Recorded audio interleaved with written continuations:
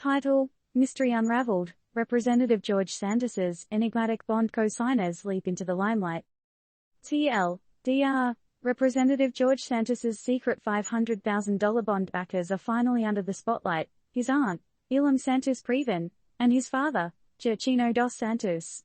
The congressman, neck deep in 13 federal charges, tried to keep his financial guardian angels under wraps, citing threats to their safety. But are we smelling something fishy here?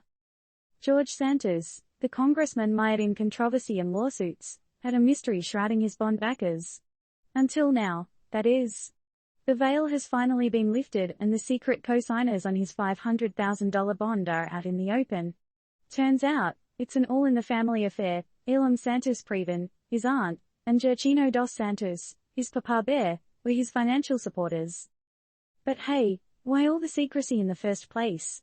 Santos's lawyer, Joseph Murray, in an attempt to shield these names, expressed concerns about their safety.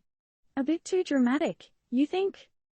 Our man Santos has been cooking up quite a storm, facing a whopping 13 federal charges including wire fraud, money laundering, and theft of public funds. Despite claiming his innocence, Santos had to cough up a $500,000 bond to stroll out of jail. Now, this is where the plot thickens. Initially, a third guarantor was also on board. But guess what? That person backed out. Cold feet or sniffing trouble? The whole hush-hush around the guarantors' identities was, interestingly, a departure from typical federal court practice. Raises a brow, doesn't it?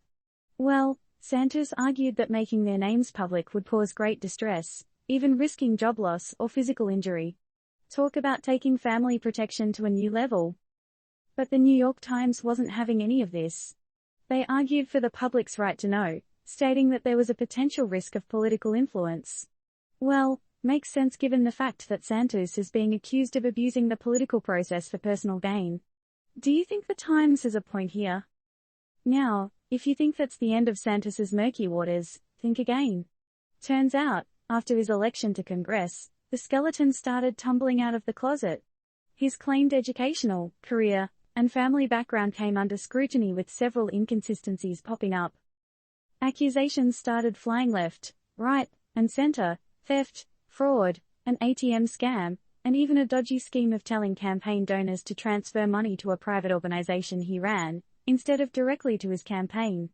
The accusations continue with allegations that he used this money for personal indulgences like designer clothes. Quite the lifestyle, eh? Now that the mystery backers have been revealed, we're left with questions, lots of them. What does this revelation mean for Santos's case?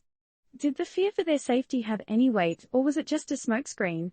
And why would the third guarantor back out?